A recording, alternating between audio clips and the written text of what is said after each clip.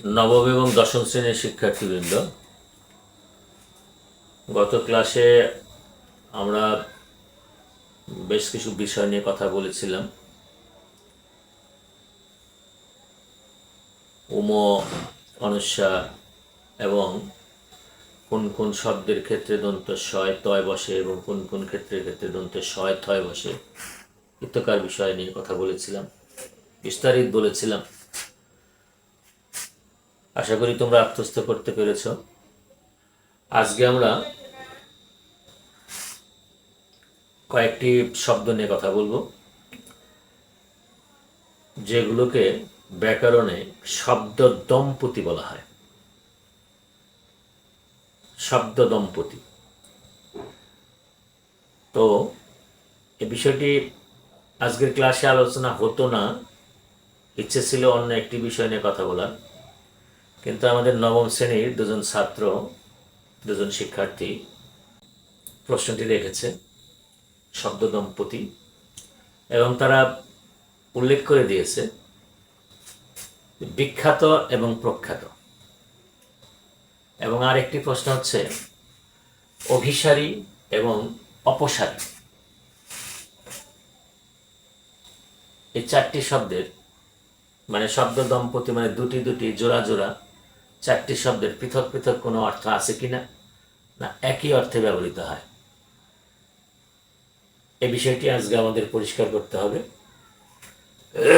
এটি আলোচনা শেষে আমরা আরও বেশ কিছু বিষয় নিয়ে কথা বলবো, আরও কয়েকটি শব্দ দম্পতি নিয়ে কথা বলবো, যে উচ্চারণগত দিক থেকে প্রায় একই রকম, সামান্য কিছু পরিবর্তন, উপসর্গগত কিছু পার্থক্য থাকতে পারে,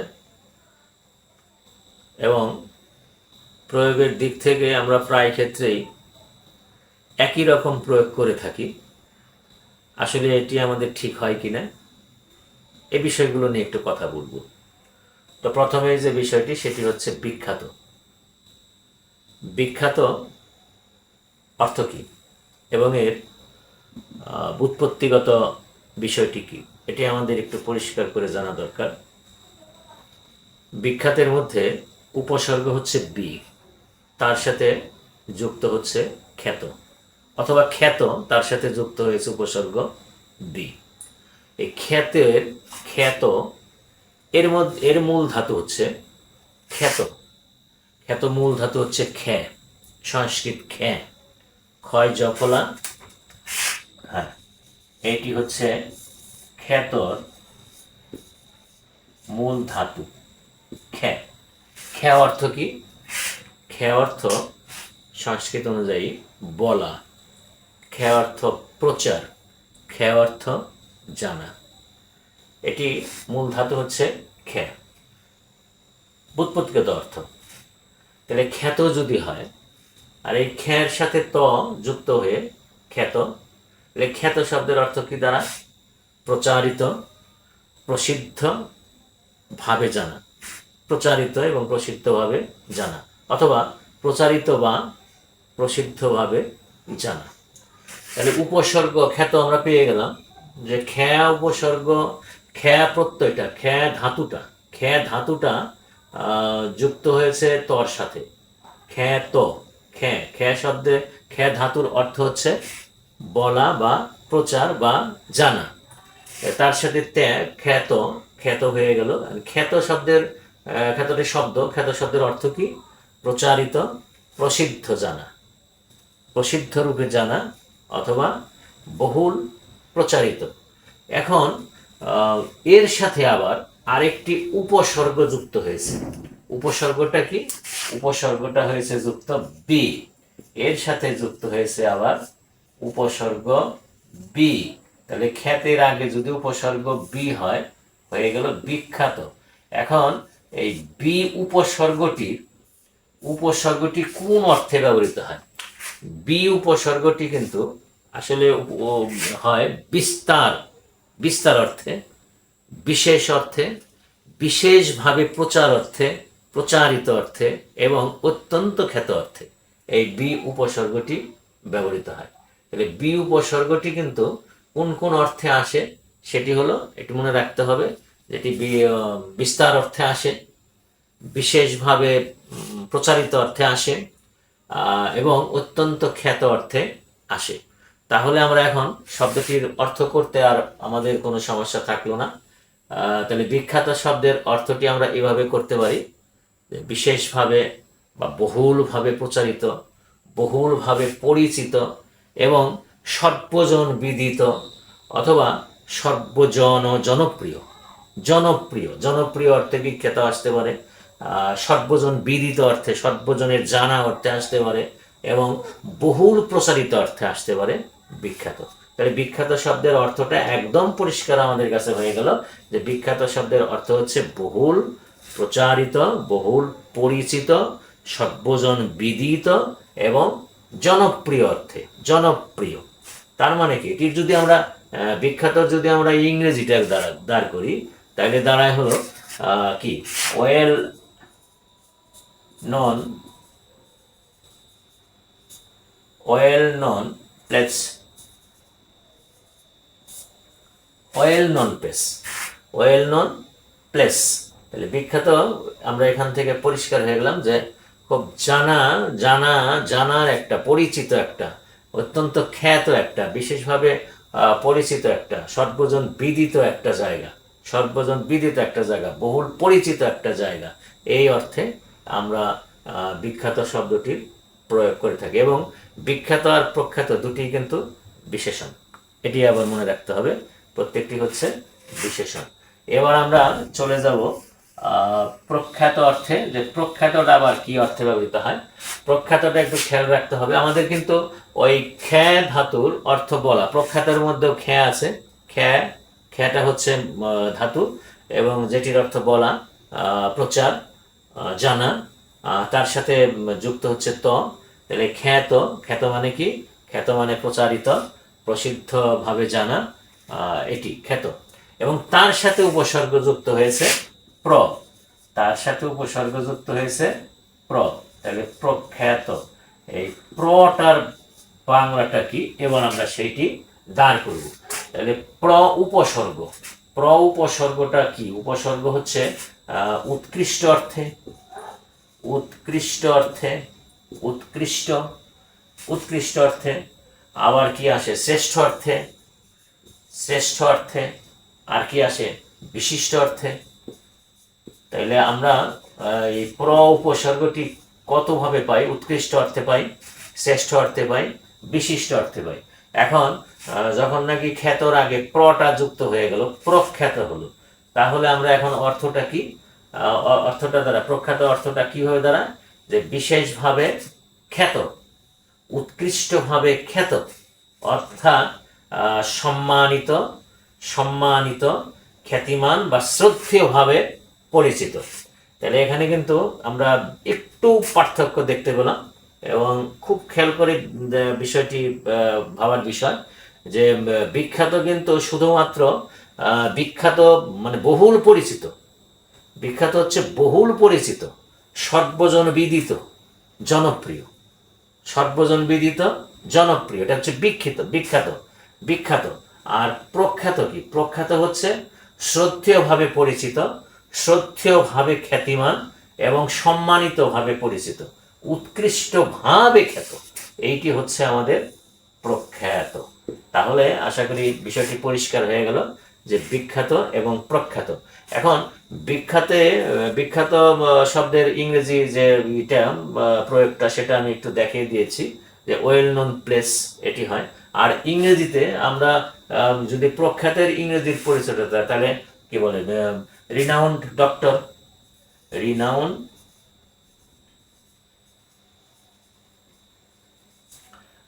রিনাউন্ড ডক্টর, এই অর্থে আসে, খ্যাতিমান, খ্যাতিমান ডাক্তার, চিকিৎসক, এবং শ্রদ্ধেয়ভাবে পরিচিত, সম্মানিত, এই অর্থে আসবে প্রখ্যাত। এবারে আমরা পরিষ্কার হয়ে গেলাম যে প্রখ্যাত এবং বিখ্যাত, সুতরাং প্রয়োগের দিক থেকে আমাদেরকে যথেষ্ট সতর্ক হতে হবে, যথেষ্ট সতর্ক হতে হবে, যাতে প্রখ্যাত এবং বিখ্যাত শব্দটা আমরা সঠিকভাবে প্রয়োগ করতে পারি। আমরা কিন্তু এটি অনেক সময় বুঝে না বুঝেই প্রয়োগ করে থাকি। তাতে আমাদের ভয়ঙ্কর ভুল হওয়ার আশঙ্কা থেকে যায়, আশঙ্কা থাকে এবং ভুল করেই ফেলি। সুতরাং আজকের ক্লাসের পর থেকে তোমাদের এই বিষয়টি পরিষ্কার হয়ে গেল যে কোথায় তোমার বিখ্যাত প্রয়োগ করবে এবং কোথায় তোমরা প্রখ্যাত প্রয়োগ করবে। এবার আমরা চলে যাই পরবর্তী একটি শব্দে। এই শব্দটিও সাহিত্যে বেশ বেশ পরিচিত একটি শব্দ। সেটি হচ্ছে অভিসারী এবং অপসারী। অভিসারী এবং অপসারী। অভিসারীর অভি, খুব ভালো করে একটু খেয়াল করো। অভিসারীর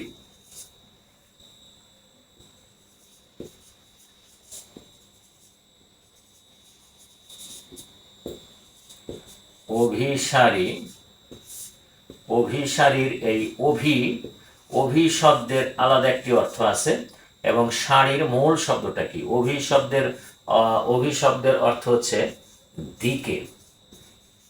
অভিশব্দের অর্থ হচ্ছে দিকে। আর এখানে সারির মূল যে শব্দটা সেটি হচ্ছে স্বর। সেটি হচ্ছে মূল হচ্ছে স্বর। স্বর মানে কি? গমন। গমন মানে কি? যাত্রা। তাহলে অভি মানে কি? দিকে। আর সারির যে মূল শব্দ সেটি হচ্ছে স্বর। স্বর থেকে সারি, স্বর শব্দের অর্থ হচ্ছে গমন। তাহলে অভিসারীর অর্থ কি দাঁড়ায়? যে অভিমুখে গমন করে। এখানে একটু একটু একটু পরিষ্কার করেই বলতে হবে, এটি সাধারণত স্ত্রীলিঙ্গার্থে ব্যবহৃত হয়। স্ত্রীলিঙ্গার্থে অভিসারিণী অর্থাৎ যে প্রিয়জনের অভিমুখে যাত্রা করে।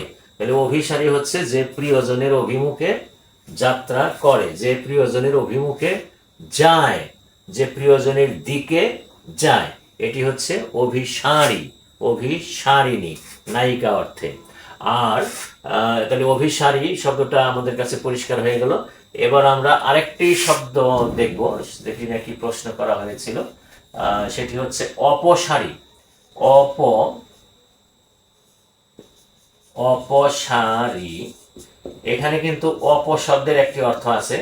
অপশব্দের অর্থ হচ্ছে, যদিও জল অর্থে আসে কিন্তু এখানে জল না, এখানে অপশব্দের অর্থ হচ্ছে দূরে। অপশব্দের অর্থ হচ্ছে দূরে। আর সারির তো মূল শব্দ হচ্ছে স্বর, তার মানে গমন। আমরা আগেই পেলাম যে গমন। তাইলে দূরে গমন অর্থাৎ যে দূরে সরে যায়, যে দূরে সরে যায় সে হচ্ছে অপসারী। কার থেকে দূরে সরে যায়? প্রিয়জনের কাছ থেকে দূরে সরে যায়। তাহলে প্রিয়জনের কাছ থেকে যে সরে যায় সে হচ্ছে অপসারী। এখন আমরা এই বিষয়টি একটু অন্য আঙ্গিকে একটু ব্যাখ্যা করার চেষ্টা করি, একটু একটু রস দিয়েই বলার চেষ্টা করি। যে নায়িকা নায়কের সাথে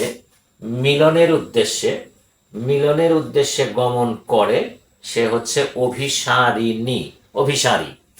আর যে প্রিয়জনের কাছ থেকে, নায়কের কাছ থেকে দূরে সরে যায় সে হচ্ছে অপসারী। অপসারী।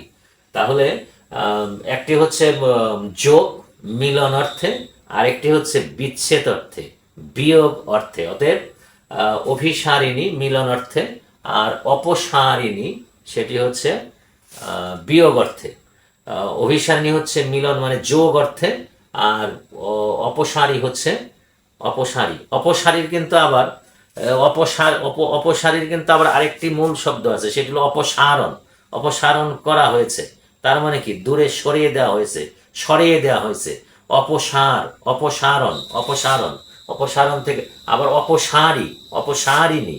তাহলে যে অপ মানে কি? দূরে, স্বর মানে গমন, যেটি পরিষ্কার হয়ে গেল। তাহলে প্রিয়জনের কাছ থেকে যে দূরে সরে যায় সে হচ্ছে অপসারী, তার মানে বিচ্ছেদ, বিয়োগ। আর প্রিয়জনের সাথে মিলনের উদ্দেশ্যে প্রিয়জনের উদ্দেশ্যে যে গমন করে সে হচ্ছে অভিসারিণী। তাহলে একটি হচ্ছে যোগ অর্থে, আরেকটি হচ্ছে বিয়োগ অর্থে, একটি হচ্ছে মিলন অর্থে, আরেকটি হচ্ছে বিচ্ছেদ অর্থে। মিলন অর্থে হচ্ছে অভিসারিণী, আর অপসারী সেটি হচ্ছে বিয়োগ অর্থে। আমরা দুটি বিষয় নিয়ে কথা বললাম, দুটি দুটি দম্পতির বিষয়ে কথা বললাম, শব্দ দম্পতি। এদেরকে ব্যাকরণে শব্দ দম্পতি বলা হয়। খুবই একটি মজার শব্দ। দম্পতি মানে কি? জায়া ও পতি মানে স্বামী স্ত্রী। স্বামী স্ত্রী হচ্ছে দম্পতি, কিন্তু শব্দের মধ্যেও দম্পতি আছে, যে শব্দ দম্পতি। তার মানে একই রকমের শব্দ, উচ্চারণ প্রায় একই রকম, কাছাকাছি কাছাকাছি এরকম যদি হয়, আবার এক একটা একদম কাছাকাছি হয়ে যায়, যেমন অন্য অন্য এরকম। মানে আমরা ব্যাকরণে যে সমচ্চারিত শব্দগুলো পাই, এটি কিন্তু মূলত শব্দ দম্পতি। একটি নতুন বিষয় তোমাদের সামনে উপস্থাপিত হলো। সমচ্চারিত ভিন্নার্থক শব্দ যেগুলো, ওইগুলোই হচ্ছে মূলত শব্দ দম্পতি। যে উচ্চারণগুলো প্রায়ই এক, উচ্চারণগুলো প্রায়ই এক, সামান্য একটু পরিবর্তন কোথাও কোথাও থাকতে পারে, যেমন বিখ্যাত প্রখ্যাত, শুধু বি আর প্র একটু হচ্ছে পার্থক্য। আবার এখানে অভিসারী অপসারী, অভিসারী অপসারী সামান্য একটু, কিন্তু উচ্চারণগুলো প্রায় কাছাকাছি অথবা হুবহু একই রকম প্রায়, কিন্তু বানানগত কিছু পার্থক্য এবং অর্থগত পার্থক্য, প্রয়োগগত পার্থক্য, এইটা হচ্ছে অর্থাৎ এই দম্পতির মধ্যে কোনো মিল নেই। আসলে এরা দম্পতি, এরা স্বামী স্ত্রী, এরা জায়া ও পতি, কিন্তু এদের মধ্যে আসলে কোনো মিল নেই, ঝগড়া লেগেই আছে, কখনো এরা একত্রে অবস্থান করতে পারে না প্রায়োগিক দিক থেকে। কাজে এই দিকটি সতর্ক থাকতে হবে এবং যথাযথভাবে আমাদের এটি প্রয়োগ করতে হবে। বিখ্যাত এবং প্রখ্যাত, অভিসারী এবং অপসারী। তোমাদেরকে অশেষ ধন্যবাদ প্রশ্ন দুটি করার জন্য, এবং আমি উত্তর দিতে পেরে নিজেকে বেশ ধন্যই মনে করছি। ধন্যবাদ। এরপরে যাব আমরা কতগুলো শব্দ দম্পতি নিয়ে কথা বলবো। কয়েকটি শব্দ দম্পতি যেগুলো ভুল হলে, প্রায়োগিক দিক থেকে ভুল হলে আমাদের মহা মানে সংকটের সৃষ্টি হতে পারে বাংলায়। যেমন অকৃত,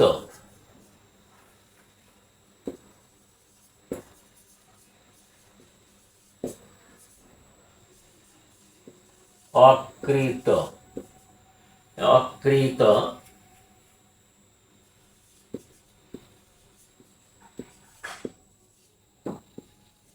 অকৃত, কলমটা কালি দিচ্ছে না,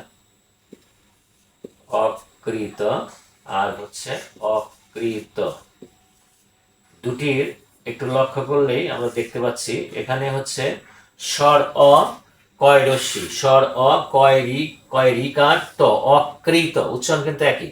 আবার এখানে হচ্ছে কয় র, স্বর অ কয় র ফলা রস্যিকার দীর্ঘিকার ত, অকৃত, দুটির উচ্চারণ কিন্তু একই। এখন এই অকৃত, এটির অর্থ কি? এটির অর্থ হচ্ছে যা করা, যা করা, যা করা হয়নি, যা করা হয়নি। আর অকৃত হলো যা ক্রয় হয়নি, যা ক্রয় করা হয়নি, যা ক্রয় করা হয়নি। এখন এই সমচ্চারিত শব্দ, কিন্তু সমচ্চারিত শব্দ আমি আগেই বলছি, সমচ্চারিত শব্দটাই কিন্তু মূলত আমাদের শব্দ দম্পতি। শব্দ দম্পতি অকৃত, অকৃত বানানটা কিন্তু স্বর অ কয় রিকার ত, অকৃত। আবার এখানে স্বর অ কয় রফলা দীর্ঘিকার, কয় রফলা দীর্ঘিকার ত, অকৃত। কিন্তু এখানে উচ্চারণ কিন্তু একই, উচ্চারণ একই, অর্থাৎ শব্দ দম্পতি। কিন্তু প্রায়োগিক দিক থেকে এই অকৃত শব্দের অর্থ হচ্ছে কি? যা করা হয়নি, যা করা হয়নি, অকৃত, অকৃত। আর এখানে অকৃত হচ্ছে যা ক্রয় করা হয়নি, যা কেনা হয়নি, সেটি হচ্ছে অকৃত। সুতরাং যখন আমরা প্রয়োগ করব শব্দগুলো, তখন কিন্তু আমাদের যথেষ্ট ভেবে চিনতে তারপরে কিন্তু আমাদের শব্দগুলো প্রয়োগ করতে হবে। কখনো শব্দ ভুল করা যাবে না। যদি শব্দ চয়নের ক্ষেত্রে ভুল হয়ে যায়, তাহলে পুরো বাক্যটির অর্থই কিন্তু পরিবর্তন হয়ে যাবে, এবং সেক্ষেত্রে সমস্যা হবে এবং হিতে বিপরীত হয়ে যেতে পারে। আমরা দ্বিতীয় একটা দম্পতির কথা বলবো, যেমন কৃত, ওই ওই আগেরটার সুর ধরেই বলি, কৃত, আর একটা হচ্ছে কৃত। এটি এটি হচ্ছে কি? কৃত মানে কি? যা যা করা, যা করা হয়েছে, যা করা হয়েছে। আর যা কৃত কি, যা যা কৃত, অকৃত, অকৃত, অকৃত, যা কৃত, কৃত, যা ক্রয় করা হয়েছে। তাহলে কৃত হচ্ছে যা করা হয়েছে, আর কৃত হচ্ছে যা ক্রয় করা হয়েছে। এখানে খেয়াল রাখতে হবে কৃত, কৃত মানে কি কেনা। আগে যেমন অকৃত, আগে কি বলেছি, অকৃত, যা করা হয়নি, যা করা হয়নি, অকৃত। আর অকৃত যদি এখানে স্বর অ দেওয়া যায়, নেগেটিভ হয়ে যায়, যা ক্রয় করা হয়নি। ঠিক নেগেটিভটা সরিয়ে দিয়ে, স্বরটা সরিয়ে দিয়ে, না বোধক ওটা সরিয়ে দিয়ে, তাহলে ও কৃত যদি বলি যা করা হয়েছে, আর এখানে যদি কৃত বলি তাহলে যা ক্রয় করা হয়েছে। আবার এখানে যদি আমি অ বসিয়ে দিই, যা ক্রয় করা হয়নি, যেটা আগে বললাম, আর এখানে অ বসিয়ে দিলেই অকৃত, যা করা হয়নি। তাইলে এইগুলো হচ্ছে শব্দ দম্পতি। সুতরাং উচ্চারণ কিন্তু একই, কৃত, কৃত। এখন আমরা যদি প্রয়োগের ক্ষেত্রে এটি খেয়াল না রাখি, প্রয়োগের ক্ষেত্রে যদি এটি খেয়াল না রাখি, তাহলে যদি এই সমস্ত মানে ভুল করে বাক্য গঠন করি, তাহলে বাক্যের পুরো অর্থটাই কিন্তু পরিবর্তন হয়ে যাবে, এবং সেক্ষেত্রে অর্থগত অর্থগত বিভ্রাট সৃষ্টি হবে, এবং বিপদের সম্ভাবনাই বেশি থাকবে, ঝুঁকি থাকবে। আমরা আরেকটা শব্দ দম্পতির কথা বলবো, যেমন বিকৃত, বিকৃত আর হচ্ছে বিকৃত, একই কিন্তু উচ্চারণ কিন্তু একই। এই শব্দ দম্পতির উচ্চারণ একই। কি বিকৃত মানে কি আংশিক নষ্ট, আংশিক নষ্ট অর্থে, অথবা সি বিকার প্রাপ্ত অর্থে, বিকার প্রাপ্ত অর্থে আসতে পারে বিকৃত, বিকৃত।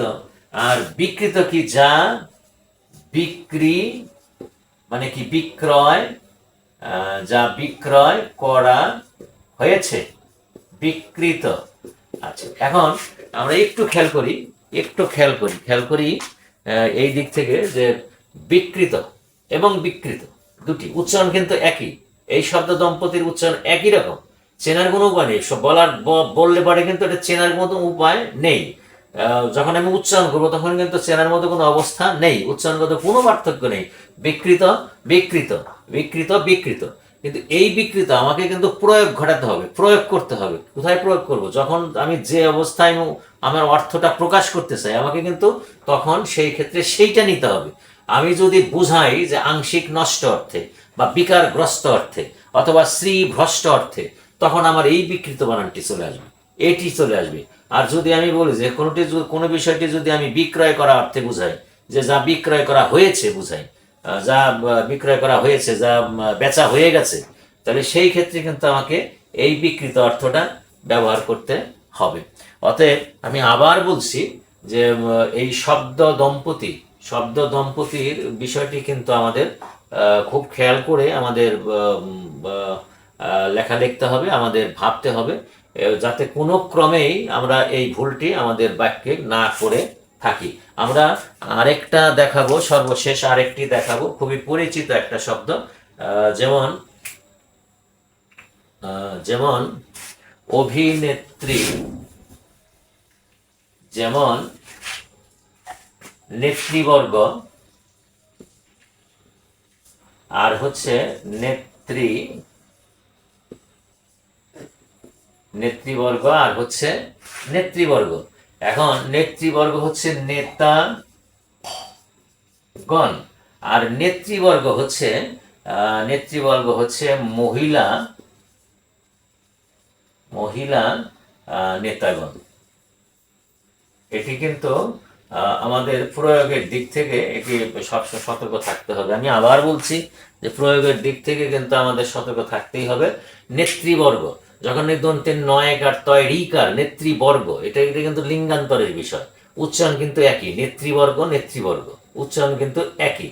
এখন যদি আমি নেতৃবর্গ লিখি, তাহলে কিন্তু আমাকে সহজেই বুঝে নিতে হবে যে নেতাগণ, নেতাবৃন্দ, নেতা মণ্ডলী, এবং তারা কারা? তারা হচ্ছে পুরুষ নেতৃবর্গ।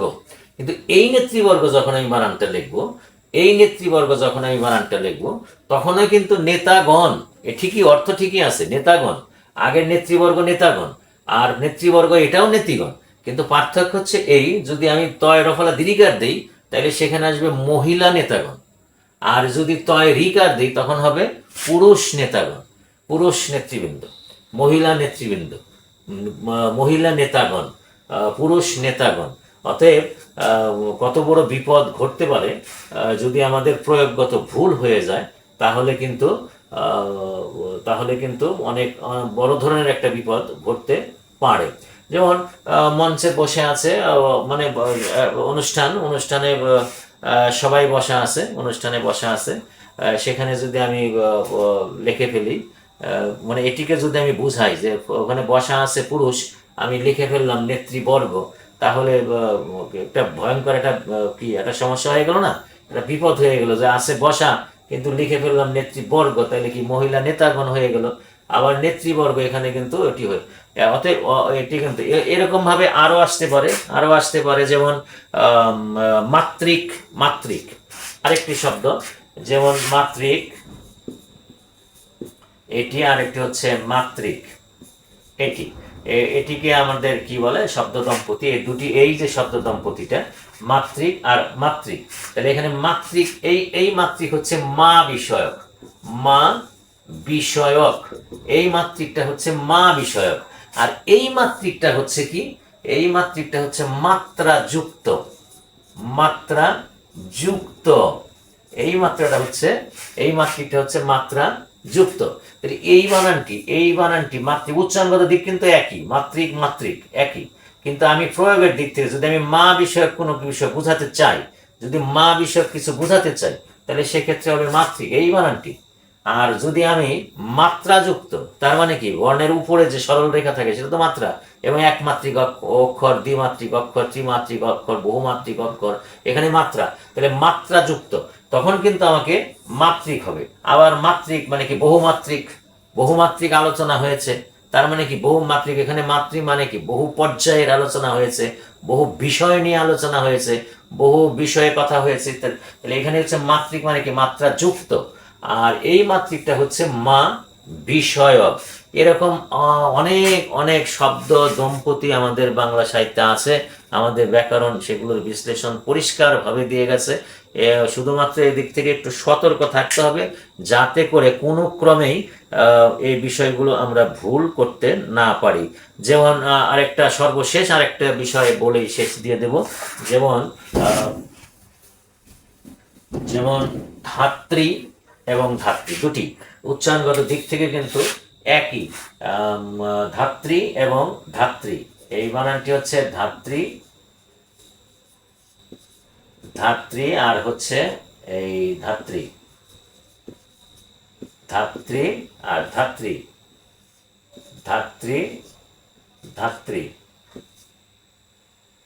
হ্যাঁ, এখন এই প্রথম যে ধাত্রীটি ধয় আকার তয় রিকার, ধয় আকার তয় রিকার ধাত্রী, এই ধাত্রীটা কিন্তু বিধাতা, তার মানে সৃষ্টিকর্তা, বিধাতা, যিনি মানে চরম বিধানের মালিক, তিনি হচ্ছেন বিধাতা, তাহলে এই ধাত্রী কিন্তু বিধাতা। আর এই ধাত্রী শব্দের অর্থ হচ্ছে কি, ধাইমা, ধাই, ধাই, ধাই অর্থে, তাহলে ধাইমা অর্থে, তাহলে ওই ধাত্রী আর এই ধাত্রী, আমি যদি আমি যে বিষয়টি বুঝাতে চাবো, যে বিষয়টি উঠিয়ে আনতে চাবো, যে বিষয়টি আমি প্রকাশ করতে চাবো, আমাকে কিন্তু সেই বিষয় শব্দটি ওখানে নিয়ে চয়ন করতে হবে, ওখানে শব্দটি চয়ন করতে হবে এবং উপস্থাপন করতে হবে, প্রতিস্থাপন করতে হবে। তাহলে কি ধাত্রী, যদি আমি বিধাতা প্রকাশ করতে চাই তাহলে আমাকে ধাত্রী বানানটা লিখতে হবে ধয়াকার তয় রিকার, আর যদি ধাত্রী ধাই মা বা ধাই ওই জাতীয় কিছু প্রকাশ করতে চাই তাহলে সেখানে হবে ধয়াকার তয় রিকার, ধাত্রী, ধাত্রী। এরকম আরেকটি শব্দ যেমন কর্ত্রী, কর্ত্রী, এটি একটি কর্ত্রী, আরেকটি হচ্ছে কর্ত্রী, তাহলে এটি এই কর্ত্রী আর এই কর্ত্রী একই কিন্তু উচ্চারণ, কর্ত্রী, কর্ত্রী, কর্ত্রী, কর্ত্রী কি, যিনি কর্ত্রী হচ্ছে কর্ম সম্পাদন, কর্ম সম্পাদনকারী, কর্ম সম্পাদন কারি, কারি অথবা কারিনী, তাহলে কর্তৃ, কর্তৃ, তাহলে কর্ম সম্পাদন কারি। সাধারণত গৃহিণী, গৃহিণীকে বলা হয় কর্তৃ। আর এইখানে কর্তৃ কি? কর্তৃ এইখানে কর্ম, কর্তৃটা হচ্ছেন যিনি, এখানে কারিনী, এখানে কারিনীটি বলে দিলেই সরাসরি হয়ে যায় কারিনী। তাহলে কর্ম সম্পাদন কারিনী, কর্তৃ, কর্তৃ মানে গৃহিণী, গৃহিণী। আর এই কর্তৃটা হলো, এই কর্তৃটা হলো যিনি কর্ম সম্পাদন, যিনি কর্ম সম্পাদন করেন। তাইলে এইখানে কিন্তু আমি এই কর্তৃটার ক্ষেত্রে কিন্তু আমি একটু লিঙ্গান্তর দিক থেকে যদি বলি, তাহলে এইখানে কিন্তু আমি পুরুষ হিসেবে পাচ্ছি। মানে কর্তৃ মানে কি? কর্তা, কর্তৃ, কর্তা। আর এইখানে হচ্ছে কর্তৃ, তার মানে কি? মহিলা হিসেবে পাচ্ছি। তাহলে নারী হিসেবে পাচ্ছি। কর্ম সম্পাদন কারিনী, গৃহিণী, কর্তৃ মানে গৃহিণী। আর এই কর্তৃ মানে যিনি কর্ম সম্পাদন করেন, তার মানে কর্তা অর্থে, কর্তা অর্থে, কর্তা অর্থে, তাহলে যিনি কর্ম সম্পাদন করেন।